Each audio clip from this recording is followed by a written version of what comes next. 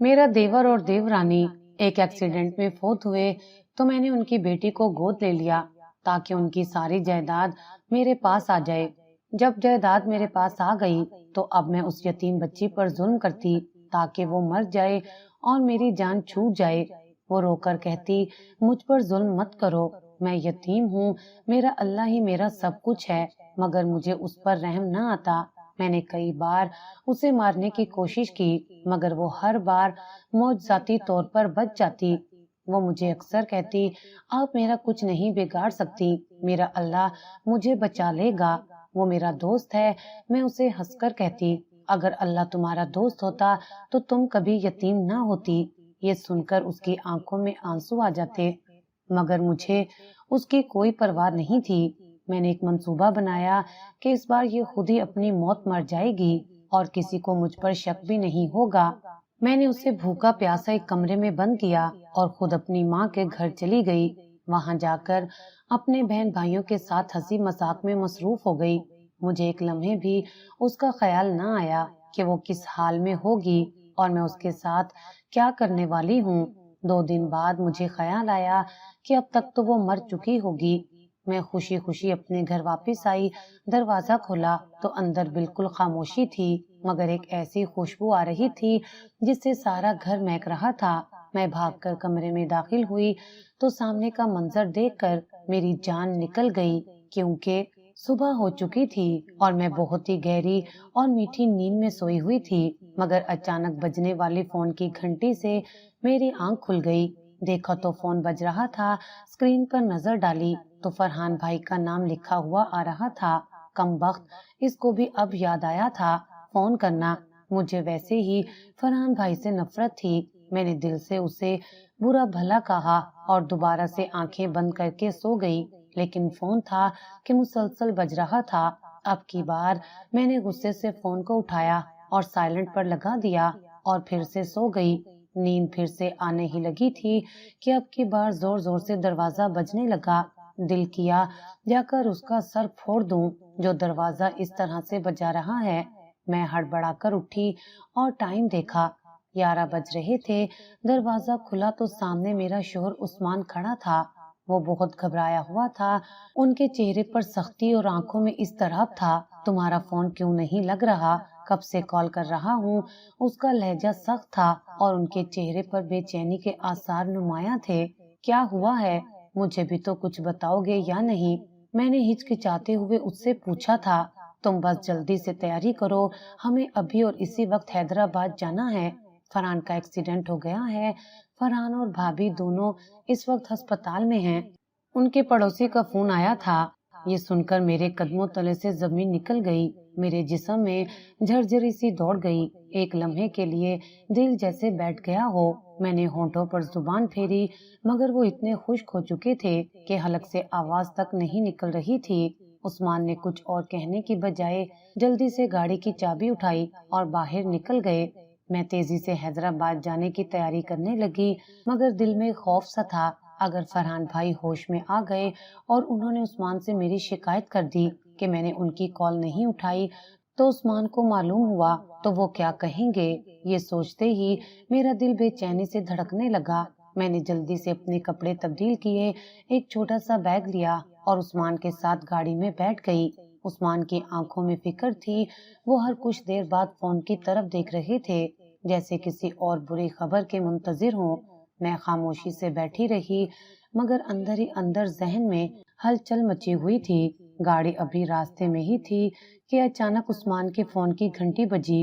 वो चौंक कर फोन की तरफ लपके और जल्दी से कॉल रिसीव की। हेलो। उस्मान की गंभीर आवाज सुनकर मैंने भी फोन को कान लगा दिए। जो कुछ कहा जा रहा था वो मैं नहीं सुन सकी मगर उस्मान का चेहरा पल भर में सफेद पड़ गया था। उनके हाथ कांपने लगे, आंखों में एक वहशत सी थी जैसे किसी ने उनके दिल पर चाकू चला दिया हो। ये क्या कह रहे हो? उस्मान की आवाज टूटने लगी। ये कैसे हो सकता है? अचानक उन्होंने गाड़ी एक झटके से रोकी और दोनों हाथों से अपने चेहरे को थामकर बेअख्तियार रोने लगे। उस्मान, क्या हुआ? मैंने घबराकर पूछा मगर मेरा दिल पहले ही किसी बुरी खबर के लिए तैयार हो चुका था। عثمان نے سر اٹھایا، ان کی آنکھوں میں آنسوؤں کا سمندر تھا، ان کے ہونٹ کانپ رہے تھے اور وہ الفاظ ادا کرنے کے قابل نہیں لگ رہے تھے۔ بڑی مشکل سے انہوں نے ایک جملہ کہا، فرحان۔ فرحان نہیں رہا فوزیہ۔ یہ سنتے ہی میرے جسم سے جان نکل گئی۔ کیا؟ میری اپنی آواز بھی کانپ رہی تھی۔ ہمارا فرحان ہمیں چھوڑ کر چلا گیا۔ عثمان نے پھٹی پھٹی نظروں سے مجھے دیکھا، جیسے خود بھی اس حقیقت پر یقین نہیں کر پا رہے ہوں۔ میں سکتے میں آ گئی۔ وہ شخص جس کی میں نے کال نظر انداز کر دی تھی، جو شاید مجھ سے کچھ کہنا چاہتا تھا، وہ اب اس دنیا میں نہیں رہا۔ میری آنکھوں کے آگے اندھیرا چھانے لگا، دل تیزی سے دھڑکنے لگا، سانس لینے میں دشواری ہونے لگی۔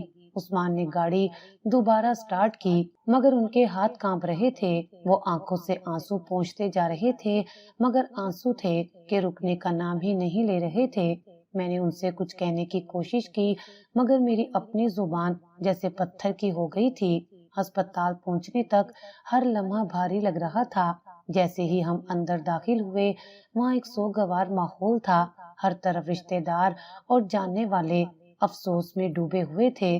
سامنے سفید چادر میں لپٹا ہوا ایک جسم تھا۔ عثمان بے ساختہ آگے بڑھے، ان کے قدم لرز رہے تھے۔ انہوں نے کانپتے ہاتھوں سے چادر ہٹائی اور جیسے ہی اپنے بھائی کا چہرہ دیکھا، ان کا ضبط ٹوٹ گیا۔ فرحان، تم نے ہمیں چھوڑ دیا۔ وہ چیخ پڑے اور اپنے بھائی کے سینے سے لگ کر رونے لگے۔ میں نے آنکھیں بند کر لی، دل میں ایک ہی خیال گردش کر رہا تھا، کاش میں نے وہ کال اٹھا لی ہوتی۔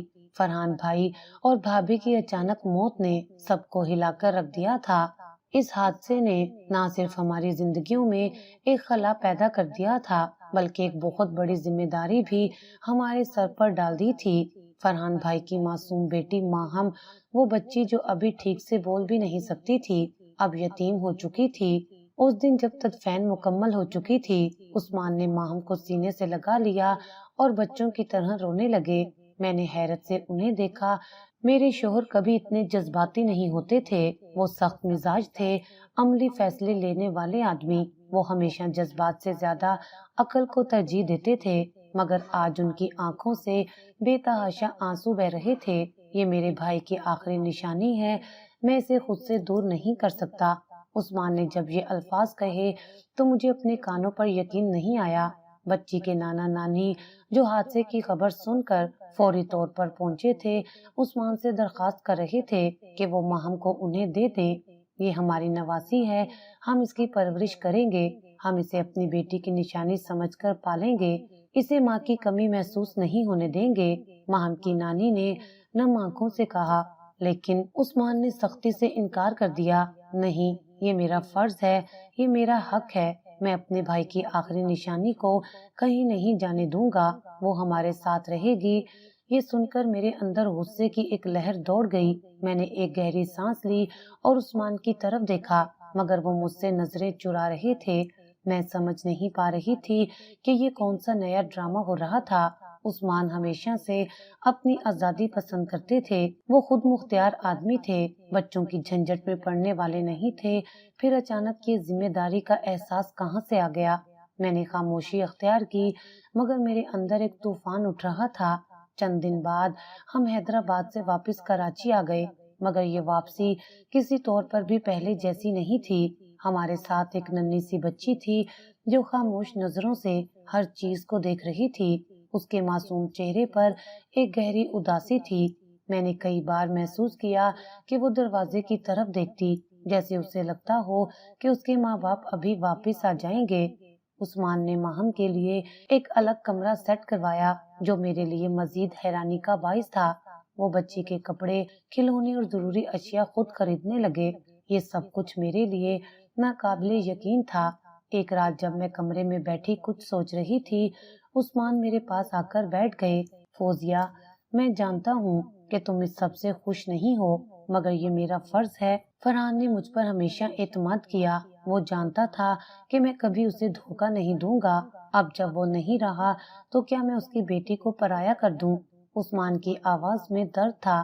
میں نے ضبط سے ہونٹ بھینچ لیے، مگر عثمان، ہم نے کبھی نہیں سوچا تھا کہ ہم کسی بچے کی ذمہ داری اٹھائیں گے۔ ہماری اپنی زندگی ہے، ہمارا اپنا سکون ہے۔ تم اچھی طرح جانتے ہو کہ میں نے کبھی یہ سب پسند نہیں کیا، میں نے دھیرے سے کہا۔ عثمان نے میری طرف دیکھا مگر کچھ نہیں کہا۔ ان کی خاموشی مجھے مزید غصہ دلا رہی تھی۔ اگلے کچھ ہفتے میرے لیے کسی عذاب سے کم نہیں تھے۔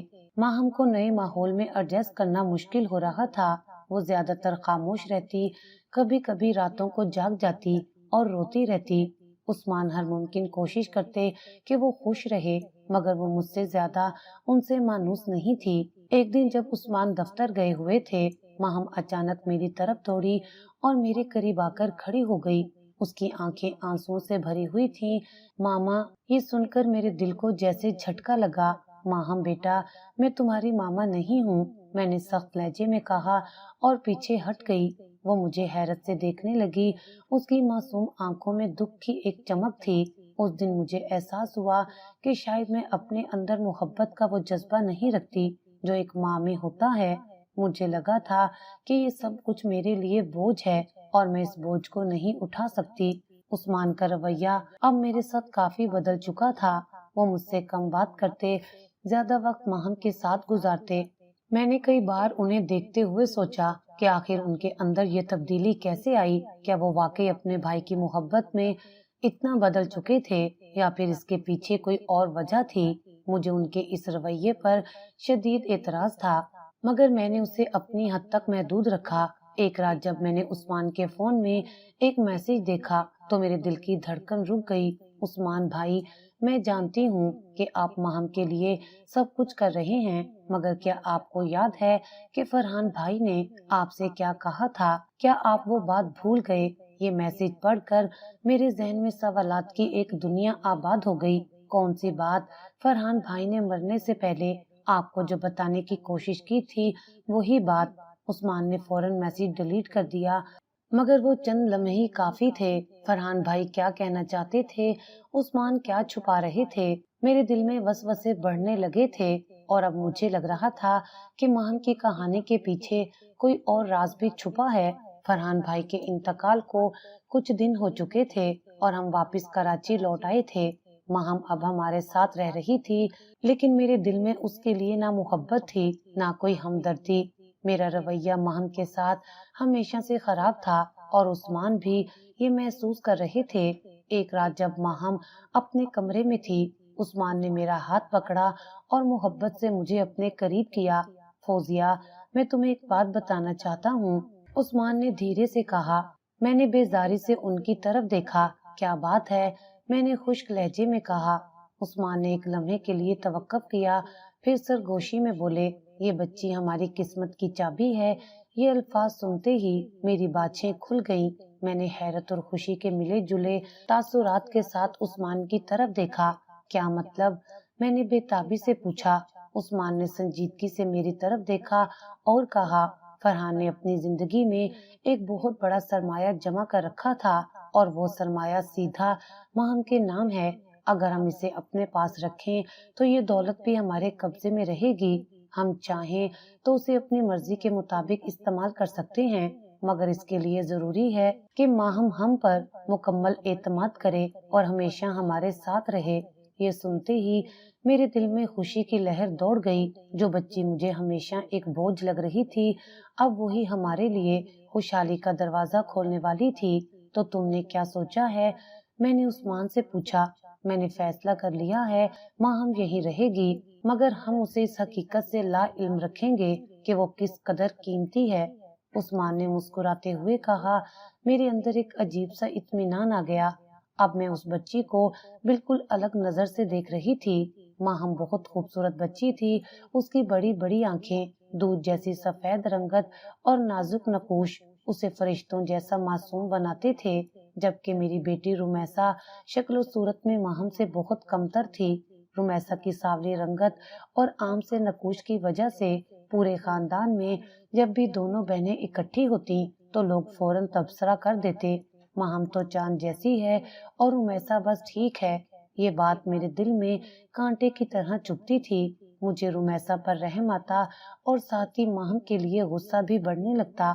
کیونکہ سب لوگ ہمیشہ ماہم کی تعریف کرتے تھے، کیونکہ میری بیٹی کو کوئی نہیں سراہتا تھا۔ یہی وہ وقت تھا جب میں نے طے کر لیا کہ میں ماہم کو کبھی وہ مقام نہیں دوں گی جو وہ چاہتی ہے۔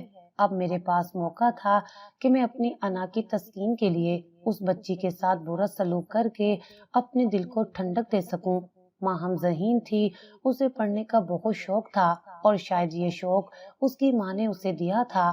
وہ اکثر حسرت بھری نظروں سے میرے بچوں کو دیکھتی جو ایک مہنگے انٹرنیشنل اسکول میں پڑھتے تھے۔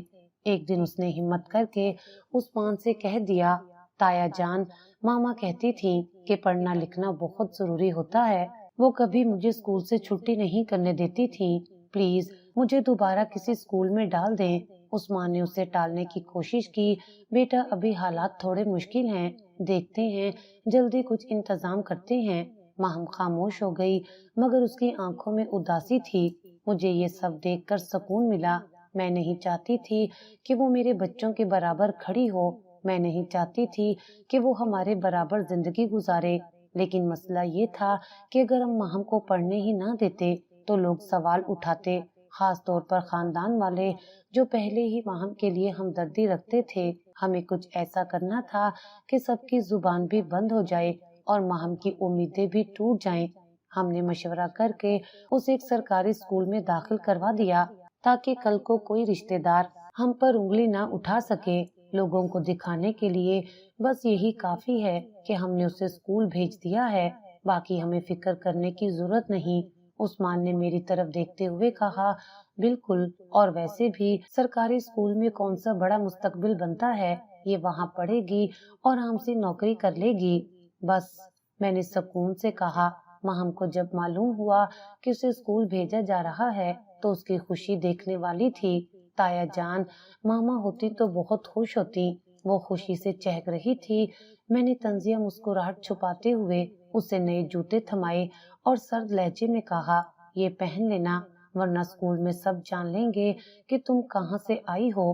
اس نے معصومیت سے میری طرف دیکھا، شاید وہ میرے الفاظ کے پیچھے چھپی نفرت کو سمجھ نہیں پائی تھی۔ ماہم کے سرکاری اسکول میں جانے کے بعد میرے دل کو سکون ملا۔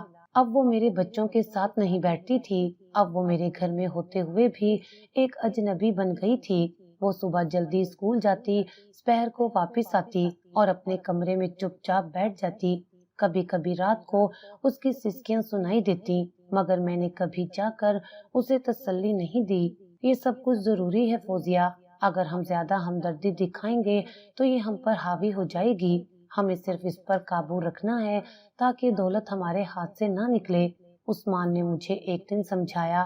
ہاں، میں سمجھتی ہوں، میں نے پر اعتماد لہجے میں کہا۔ اب ماہم ہماری زندگی کا حصہ تو تھی، مگر ایک ایسے مہمان کی طرح جسے ہم نے دل سے قبول نہیں کیا تھا۔ وہ ہماری قسمت کی چابی تھی، مگر ہم نے اسے کبھی محبت نہیں دی، کبھی اپنا نہیں سمجھا۔ ماہم کی ذہانت میرے دل میں حسرت اور نفرت کا بیج بو چکی تھی۔ میں نے طے کر لیا کہ اسے کسی بھی طرح آگے بڑھنے نہیں دینا۔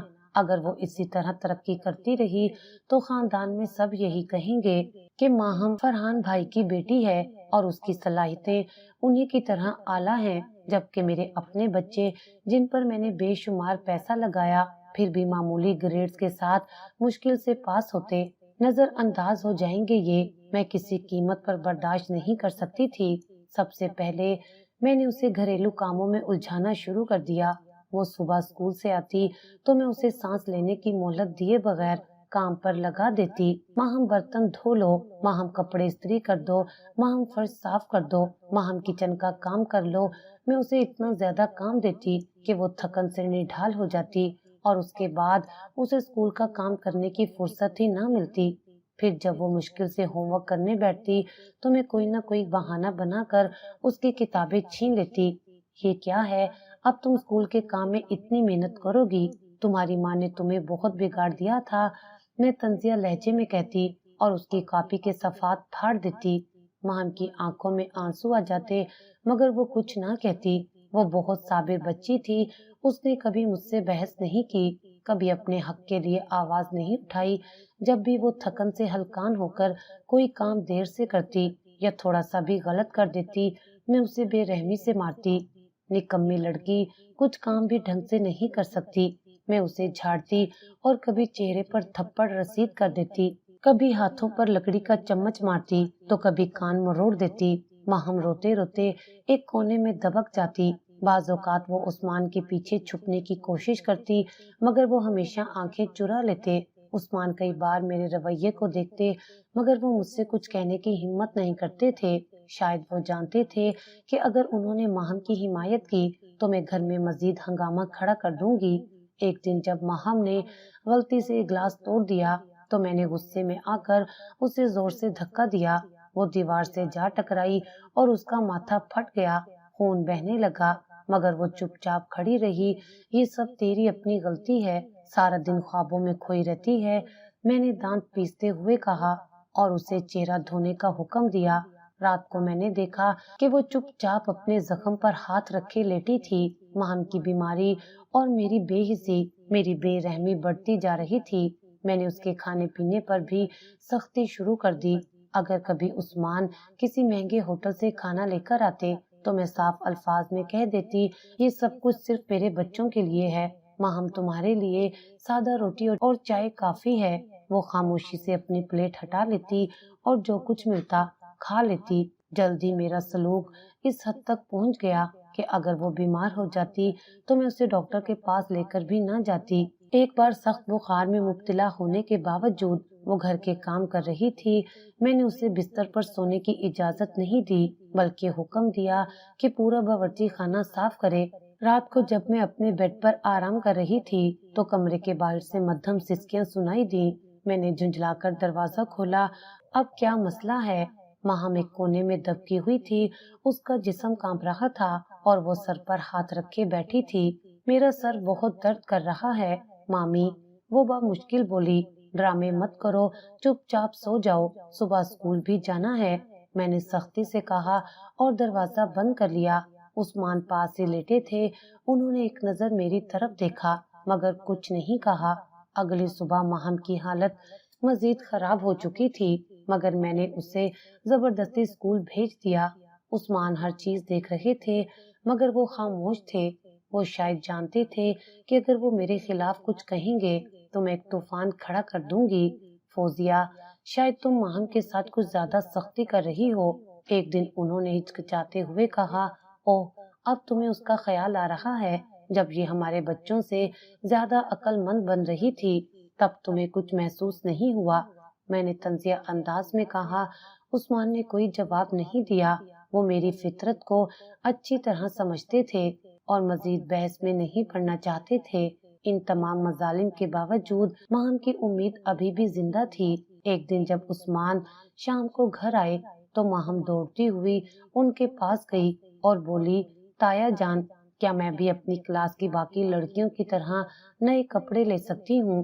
मेरी यूनिफॉर्म बहुत पुरानी हो चुकी है।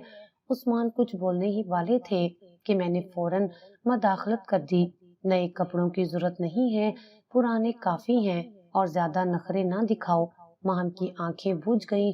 उस दिन मैंने उसके चेहरे पर पहली बार हार मानी हुई देखी, जैसे वो समझ चुकी हो कि वो कभी भी हमारे दिल में जगह नहीं बना पाएगी।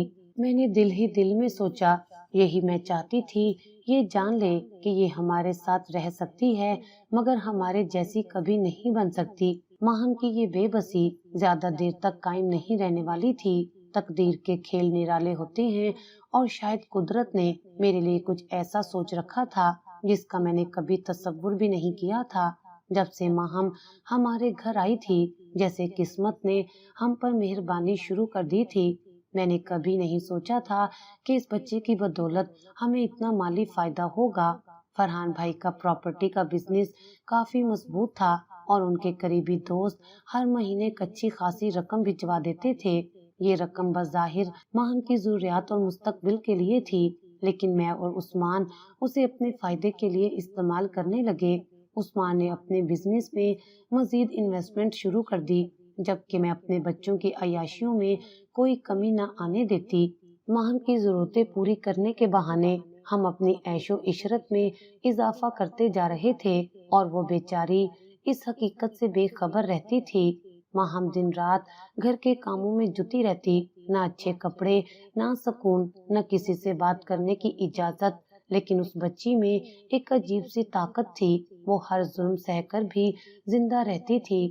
ایک دن میں کسی ضروری کام سے گھر سے باہر گئی ہوئی تھی، عثمان دفتر میں تھے اور ماہم ہمیشہ کی طرح گھر کے کاموں میں لگی ہوئی تھی۔ اسی دوران دروازے پر دستک ہوئی اور ہماری پڑوسن صبیہ بیگم گھر آ گئیں۔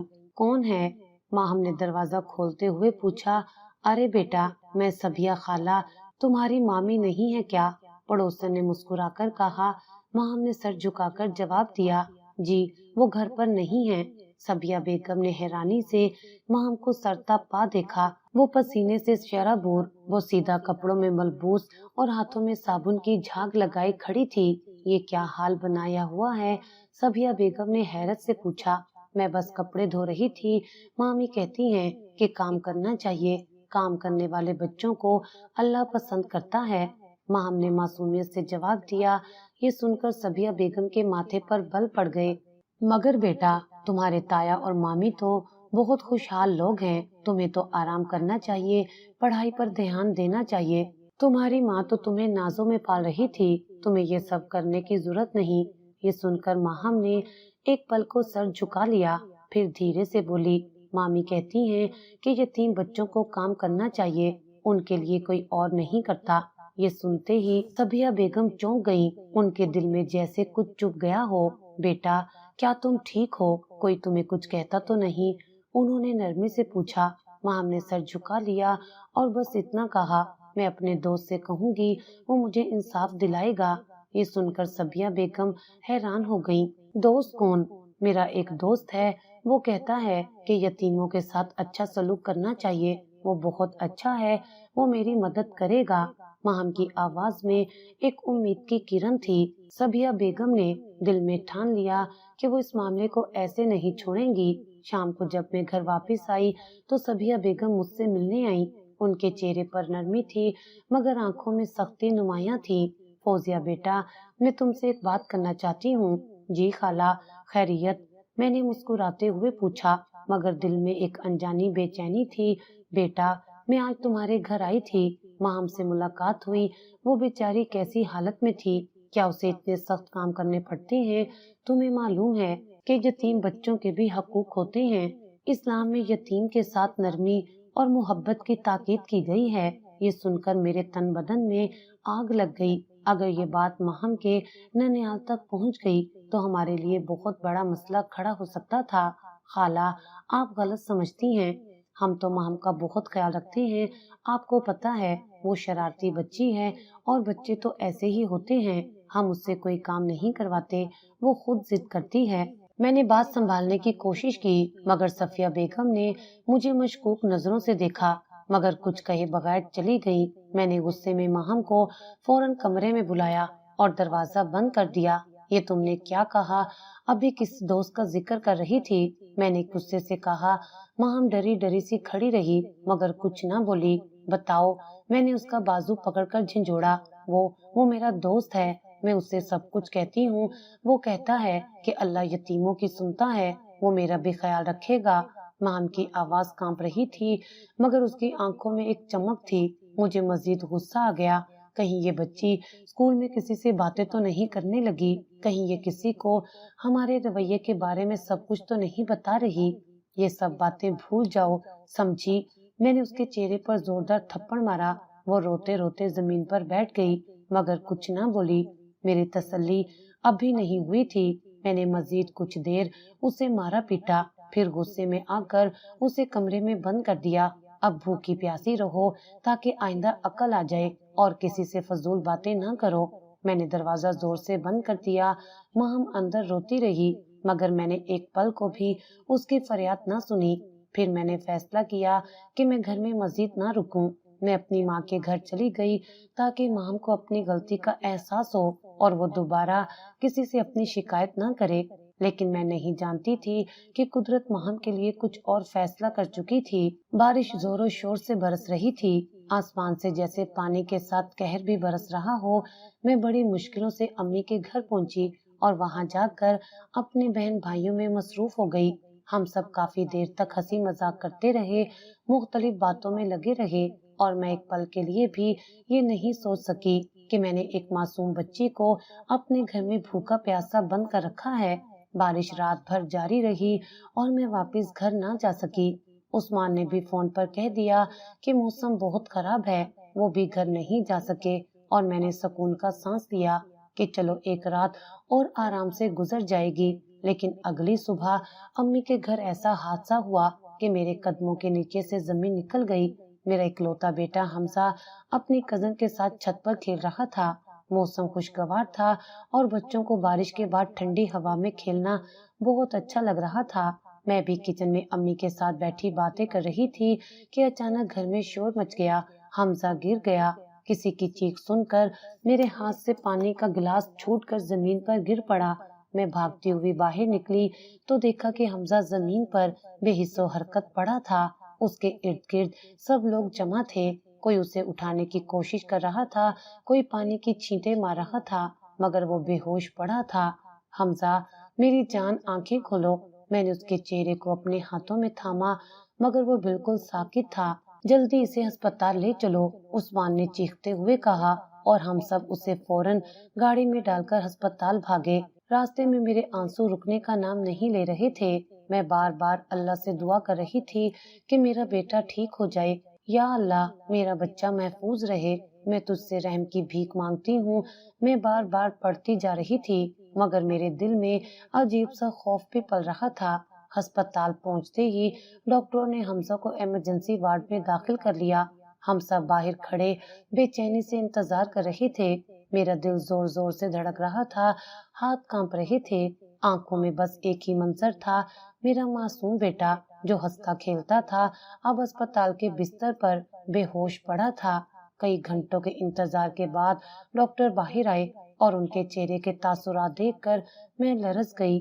کیسا ہے میرا بچہ؟ میں نے گھبرا کر پوچھا۔ ڈاکٹر نے گہری سانس لی اور دھیرے سے کہا، ہم نے اپنی پوری کوشش کی ہے، مگر گرنے کی وجہ سے اس کی ریڑھ کی ہڈی شدید متاثر ہوئی ہے۔ کیا مطلب؟ میرا سر چکرا گیا۔ حمزہ کی ریڑھ کی ہڈی ٹوٹ گئی ہے، اس کے دوبارہ چلنے کے امکانات بہت کم ہیں۔ یہ سنتے ہی میرے پیروں تلے سے زمین نکل گئی۔ نہیں، یہ جھوٹ ہے، میرا بیٹا بالکل ٹھیک ہو جائے گا۔ میں چیخنے لگی۔ عثمان کے چہرے پر گہرا صدمہ تھا، ان کی آنکھوں میں آنسو تھے، مگر وہ خاموش کھڑے تھے۔ میں زمین پر بیٹھ گئی، میرا جسم کانپنے لگا۔ میرا بچہ نہیں، یہ نہیں ہو سکتا۔ میں فوراً نماز پڑھنے کے لیے ہسپتال کی چھوٹی سی مسجد میں گئی۔ میرا دل خوف سے کانپ رہا تھا۔ میں نے سجدے میں جا کر روتے ہوئے اللہ سے دعا مانگنا شروع کر دی۔ یا اللہ، میں گنہگار ہوں، مگر میرے بیٹے کو کچھ نہ ہو، میں سب کچھ ٹھیک کر دوں گی، بس میرے بچے کو ٹھیک کر دے۔ میری آنکھوں سے آنسو بہ رہے تھے، میں سجدے میں گری جا رہی تھی، مگر اچانک مجھے احساس ہوا کہ کوئی میرے قریب رو رہا ہے۔ یہ آواز بہت جانی پہچانی لگ رہی تھی۔ میں نے اپنی آنکھیں بند کر لی اور دل میں خوف پیدا ہوا۔ یہ ماہم کی آواز ہے۔ مجھے ماہم کی سسکیاں سنائی دے رہی تھیں، وہی ماہم جسے میں نے پچھلی رات کمرے میں بند کر دیا تھا۔ اچانک میرے دل میں ایک خوفناک خیال آیا۔ میں نے ماہم کو قید کر رکھا تھا، وہ ساری رات بھوکی پیاسی بند تھی، کہیں اس کے ساتھ کچھ برا تو نہیں ہو گیا۔ میرے اندر خوف کی ایک شدید لہر دوڑ گئی۔ میں نے جلدی سے دعا ختم کی اور اکیلے ہی گھر کی طرف بھاگی۔ بارش رک چکی تھی، مگر ہر طرف پانی بھرا ہوا تھا۔ جیسے ہی میں گھر کے قریب پہنچی تو میرا دل زور زور سے دھڑکنے لگا۔ میں نے جلدی سے دروازہ کھولا اور اندر قدم رکھتے ہی ایک عجیب سا سناٹا محسوس ہوا۔ ماہم، میں نے آہستہ سے پکارا، کوئی جواب نہیں آیا۔ میرا دل مزید تیزی سے دھڑکنے لگا۔ میں نے کمرے کا دروازہ کھولا اور جیسے ہی اندر جھانکا، میری سانسیں رک گئیں۔ ماہم بے ہوش فرش پر پڑی تھی، اس کے ہونٹ خشک ہو چکے تھے، اس کے چہرے پر پلاہٹ تھی، اس کی سانسیں مدھم تھیں۔ ماہم، میں نے گھبرا کر اسے ہلایا، مگر اس میں حرکت نہ ہوئی۔ یا اللہ، میں نے کانپتے ہاتھوں سے اس کی نبض چیک کی، وہ بہت ہلکی چل رہی تھی۔ یہ میں نے کیا کر دیا؟ میرے دل میں چیخیں گونجنے لگی۔ میں نے فوراً پانی لیا اور اس کے چہرے پر چھینٹیں ماری، مگر وہ ہوش میں نہیں آئی۔ ماہم، اٹھو بیٹا، میں تم سے معافی مانگتی ہوں، اللہ کے لیے آنکھیں کھولو۔ میں روتے ہوئے چیخ رہی تھی، مگر وہ بے حس و حرکت پڑی تھی۔ میرے گناہوں کی سزا اسی لمحے دروازے پر زوردار دستک ہوئی۔ میں بھاگ کر دروازہ کھولنے گئی تو دیکھا کہ صبیہ بیگم اور کچھ محلے والے کھڑے تھے۔ فوزیہ، تم نے کیا کر دیا؟ صبیہ بیگم کی آواز میں غصہ تھا۔ یہ سب تمہاری وجہ سے ہوا ہے۔ اگر ماہم کو کچھ ہو گیا تو تمہیں اللہ بھی معاف نہیں کرے گا۔ ایک اور عورت نے کہا، مجھے ایسا لگا جیسے میرا دم گھٹنے لگا ہو۔ ماہم کو فوراً اسپتال لے جایا گیا اور ڈاکٹرز نے اسے ایمرجنسی وارڈ میں داخل کر دیا۔ میں باہر بیٹھ کر روتی رہی، بار بار اللہ سے دعا کرتی رہی، مگر میرے دل میں ایک ہی سوال تھا، کیا میرے بیٹے کا حادثہ میری سزا تھی؟ کیا اللہ مجھے میرے ظلم کا بدلہ دے رہا تھا؟ سارا راستہ میری دعائیں آنسوؤں میں بھیگ رہی تھی۔ میں خود کو کوس رہی تھی، اپنے ہر ظلم کو یاد کر رہی تھی اور ایک ہی سوال دل میں بار بار اٹھ رہا تھا، کیا یہ سب ماہم کی بد دعا کا نتیجہ ہے؟ میں نے کبھی یہ سوچا ہی نہیں تھا کہ ایک یتیم بچے کی آہیں آسمان تک پہنچ سکتی ہیں۔ میں اپنے بیٹے کی تکلیف پر تڑپ رہی تھی، لیکن ماہم بھی تو کسی کی بیٹی تھی، اس کے ماں باپ بھی تو اسے اتنا ہی پیار کرتے ہوں گے جتنا میں اپنے بیٹے کو کرتی تھی۔ یا اللہ، میں نے کیا کر دیا؟ جیسے ہی میں گھر پہنچی تو دل خوف سے تیز دھڑکنے لگا۔ گھر کے بیرونی دروازے کا تالا ٹوٹا ہوا تھا۔ یہ کیسے ہوا؟ میری سانس اٹک گئی، کہیں ماہم کو کچھ ہو تو نہیں گیا۔ میں تیزی سے کمرے کی طرف بھاگی، مگر اندر جا کر میرا دل ایک لمحے کے لیے رک سا گیا۔ کمرہ خالی تھا، ماہم وہاں نہیں تھی۔ میری آنکھیں کمرے میں ادھر ادھر دوڑی، مگر وہاں بس ایک خاموشی تھی، ایک سناٹا جو میرے دل میں خوف بٹھا رہا تھا۔ یا اللہ، کہیں میں نے اپنی سنگ دلی سے اس بچی کی جان تو نہیں لے لی؟ ماہم کا خط، اللہ سے شکایت۔ میں نے کمرے کے ایک کونے میں نظر ڈالی جہاں جائے نماز بچھی ہوئی تھی اور وہاں ایک چھوٹا سا کاغذ رکھا تھا۔ میرے قدم خود بخود اس کی طرف بڑھ گئے اور کانپتے ہاتھوں سے میں نے وہ کاغذ اٹھایا۔ جیسے ہی میری نظریں اس پر پڑی، میری روح کانپ گئی۔ یہ ماہم کا خط تھا جو اس نے اللہ کو لکھا تھا۔ پیارے اللہ جی، آپ تو سب کچھ جانتے ہیں، مگر پھر بھی میں آپ سے شکایت کرنا چاہتی ہوں۔ میری مامی مجھ سے بہت برا سلوک کرتی ہیں، وہ مجھے اچھے کپڑے نہیں دیتی، مجھے بہت مارتی ہیں، مجھے کھانا بھی ٹھیک سے نہیں ملتا۔ میں نے تایا جان سے کئی بار کہا کہ مجھے اسکول میں اچھے سے پڑھنا ہے، مگر مامی کہتی ہیں کہ میں یتیم ہوں، مجھے پڑھنے کی ضرورت نہیں۔ اللہ جی، کیا میں واقعی اچھی چیزوں کے قابل نہیں ہوں؟ ماما ہمیشہ کہتی تھی کہ اللہ سب دیکھتا ہے، وہ یتیموں سے پیار کرتا ہے۔ اللہ جی، اگر آپ واقعی مجھے دیکھ رہے ہیں تو مجھے میرے ماما بابا کے پاس بلا لیں، یا پھر مجھے کسی ایسی جگہ لے جائیں جہاں کوئی مجھے مارے نہ، مجھے برا بھلا نہ کہے، مجھے پڑھنے سے نہ روکے۔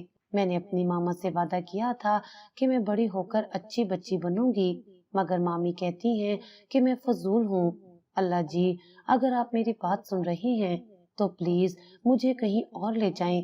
آپ کی چھوٹی سی بندی ماہم۔ میرے ہاتھ سے وہ خط گر گیا، میرا پورا جسم کانپنے لگا، میں گہری شرمندگی کے گڑھے میں گر چکی تھی۔ یہ میں نے کیا کر دیا؟ ایک چھوٹی سی بچی کو اللہ پر اتنا یقین تھا کہ اس نے اپنی تکلیفیں کسی انسان سے نہیں کہیں، بلکہ سیدھا اللہ سے شکایت لگا دی، اور میں جو اتنی بڑی اور سمجھدار تھی، یہ بھول چکی تھی کہ اللہ کسی چیز سے غافل نہیں۔ اللہ نے مجھے میرے ظلم کی سزا دے دی۔ میں وہیں جائے نماز پر سجدے میں گر گئی اور پھوٹ پھوٹ کر رونے لگی۔ یا اللہ، میں بہت گنہگار ہوں، میں نے ایک یتیم بچی پر ظلم کیا، میں نے اس کے ساتھ ایسا سلوک کیا جس کا کوئی حق نہیں تھا۔ اللہ جی، مجھے معاف کر دے۔ میری ہچکیاں بند گئیں، میں مسلسل اللہ سے اپنے گناہوں کی معافی مانگ رہی تھی۔ ماہم کی اچانک واپسی، دروازے پر ہلکی سی آواز آئی، میں نے سر اٹھایا، آنسو سے دھندلی آنکھوں سے دروازے کی طرف دیکھا۔ دروازے پر صبیہ بیگم کھڑی تھی اور ان کے ساتھ ماہم۔ میرے دل کو جیسے کسی نے جھنجھوڑ کر رکھ دیا۔ ماہم کے چہرے پر ایک عجیب سی خاموشی تھی، جیسے وہ سب کچھ سمجھ چکی ہو، جیسے وہ جانتی ہو کہ اس پر کیا بیتی ہے۔ صبیہ بیگم نے غصے سے میری طرف دیکھا۔ فوزیہ، تم انسان ہو یا پتھر؟ یہ معصوم بچی تمہاری بھتیجی ہے اور تم نے اسے ایک کمرے میں بند کر دیا تھا۔ میری زبان جیسے تالو سے چپک گئی، میں کچھ کہنے کے قابل نہیں تھی۔ رات کو ماہم کے رونے کی آواز हमसायों ने सुनी थी। पहले हमने सोचा कि शायद कोई ख्वाब में रो रहा है, मगर जब मुसलसल आवाज आती रही तो मैंने मोहल्ले वालों को इकट्ठा किया और दरवाजा तोड़कर अंदर गए। अगर हम वक्त पर ना पहुंचते तो शायद भूख और प्यास से माम की जान चली जाती। ये सुनते ही मेरे दिल पर जैसे कोई चोट लगी। ये मैंने क्या कर दिया? सबिया बेगम की बात खत्म होने की देर थी कि मुझे एक और झटका लगा। माम के नाना नानी को इत्तला दे दी गई है और वो उसे लेने आ रहे हैं। नहीं, मैं बेअख्तियार चीख पड़ी, माँ हम नहीं जा सकती। लेकिन मैं ये क्यों कह रही थी?